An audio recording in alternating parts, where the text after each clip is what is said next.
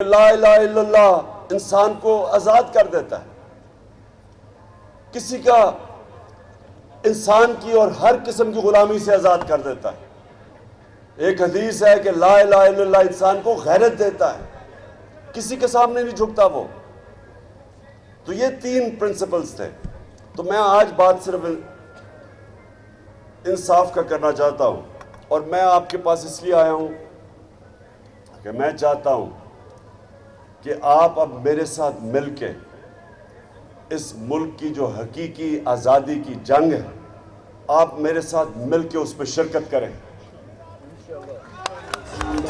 جو خودداری ہے، جو علامہ اقبال غلام مسلمانوں کو جگا رہے تھے اپنی شاعری سے، خود ہی کو کر بلند اتنا، انسانوں کو اٹھا رہے تھے، غیرت دے رہے تھے۔ اور پھر شاہین تو وہ ہے جب اپنی زنجیریں توڑ کے اوپر جاتا ہے۔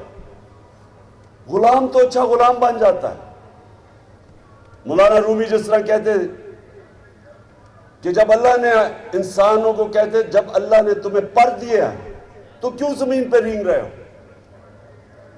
کیونکہ اللہ نے ہم سب کو وہ پوٹینشل دیا ہے کہ ہم تو فرشتوں کے اوپر بھی جا سکتے ہیں، لیکن مسئلہ یہ ہے کہ غلام اوپر نہیں جا سکتا، چاہے وہ غلام ہو اس لیے کہ ایک ملک کے اندر ظلم کا نظام ہو، جو طاقتور کا انسان غلام بن جاتے۔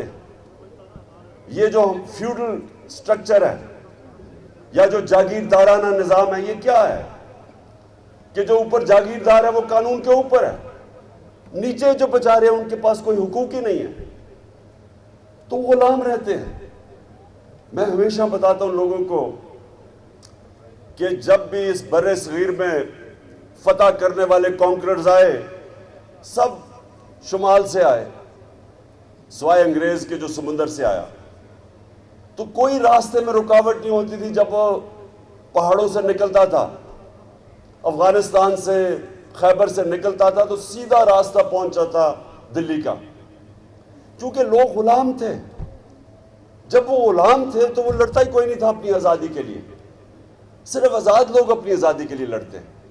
تو ایک پانی پت کی جنگ ہوتی تھی اور جو بھی جیتا تھا وہ ہندوستان کا سربراہ بن جاتا تھا، باقیوں کی زندگی پہ کوئی فرق نہیں پڑتا تھا، کیونکہ وہ پہلے ہی غلام تھے۔ صرف آزاد لوگ کھڑے ہوتے ہیں اپنی آزادی کے لیے، صرف آزاد لوگوں کی پرواز ہوتی ہے۔ تو ایک تو ہم نے اپنے ملک کو، یہ جو ہم اوپر امپورٹڈ حکومت بیٹھی ہوئی ہے جو کہ بیرونی امریکی سازش سے ہمارے پہ مسلط کی گئی ہے، جو وہ ہر کام کریں گے جو اوپر سے حکم آئے گا، یہ آپ کے حقوق کے لیے کبھی کھڑے نہیں ہوں گے۔ انہوں نے پوری کیمپین چلائی کہ پاکستان میں بہت مہنگائی آ گئی، عمران خان کو اس لیے ہٹانا چاہیے کہ مہنگائی بہت زیادہ ہے۔ جو 4 مہینے میں ان کے دور میں مہنگائی آئی ہے، اس ملک کی تاریخ میں ایسی مہنگائی نہیں آئی۔ آج جو مہنگائی ہے، جن لوگوں کو بجلی کے بل ملے ہیں، یہ تو ابھی ایک ہی ہے۔ ہر چیز آج مہنگی ہو گئی، اور ان سے پوچھو تو کہتے ہیں جی IMF کا حکم ہے۔ بلکہ ہمارے اوپر ایک نئی چیز، پہلے انہوں نے توہین مذہب لگا دیا میرے پہ، اب مدینہ میں جا کے لوگوں نے ان کو چور کہہ دیا، اس میں میرا کیا قصور تھا؟ میرے اوپر توہین مذہب، میرے اوپر یہاں FIR کاٹ دی۔ اب ایک منٹ اب شوکت ترین کے اوپر ایک اور نئی، اسے کہتے ہیں جی اس کو غداری کی دفعہ لگنی چاہیے۔ وہ کیا ہے کہ جی اس نے IMF کی توہین کر دی، توہین IMF، ایک اور FIR آپ کٹنے لگی ہے۔ تو ایک منٹ ابھی نہیں، تو ایک منٹ تھوڑا سا ذرا جذبہ سنبھالے، میں ذرا کیونکہ آپ سے بڑی امپورٹنٹ باتیں کرنے آیا ہوں جی۔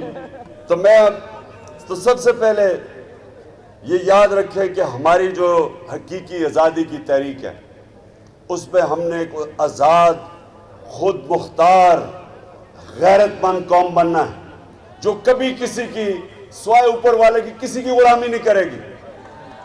اور ہم فیصلے پاکستان کے فیصلے پاکستان میں ہوں گے. کوئی امپورٹڈ فیصلے نہیں ہوں گے اس ملک پہ. کہ اگر ہم سمجھتے ہیں کہ روس سے تیل میں ہندوستان 40% کم قیمت پہ تیل خرید رہا ہے, ہم کیوں نہیں خرید سکتے؟ کیونکہ یہ امپورٹڈ حکومت کو خوف ہے کہ جن لوگوں کی یہ غلامی کر رہے ہیں وہ اجازت نہیں دیں گے ان کو. لوگ بچارے مہنگائی میں پس جائیں, یہ وہ کریں گے جو ان کے آقا ان کو حکم کرتے ہیں. اور ہم سنیں ذرا, اور ہم جس قوم نے 70-80 ہزار اپنے لوگوں کو قربان کیا امریکہ کی جنگ میں شرکت کر کے, اور آج اگر وہ امریکہ کہہ رہا ہے کہ بیسز دو پاکستان میں یا ہمارے اوپر سے ڈرون اٹیک کرے وہ افغانستان میں, ہم کیوں کسی کی جنگ میں شامل ہوں؟ کیا ہمیں سبق نہیں مل گیا؟ تو یہ دوسری چیز ہے کہ میں چاہتا ہوں کہ آگے سے میری قوم کبھی کسی کی جنگ میں شرکت نہ کرے, کسی کے لیے اپنے لوگوں کو ہم قربان نہ کریں. اور جو دوسری چیز جس کے لیے میں آپ سب کو تیار کرنے آیا ہوں, دیکھیں جو اس سے بھی بڑی جنگ ہے. حضرت علی کا قول ہے کہ کفر کا نظام تو چل جائے گا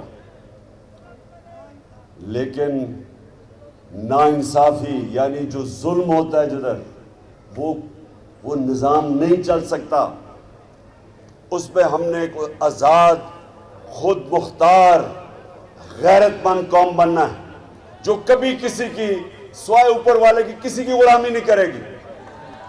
اور ہم فیصلے پاکستان کے فیصلے پاکستان میں ہوں گے.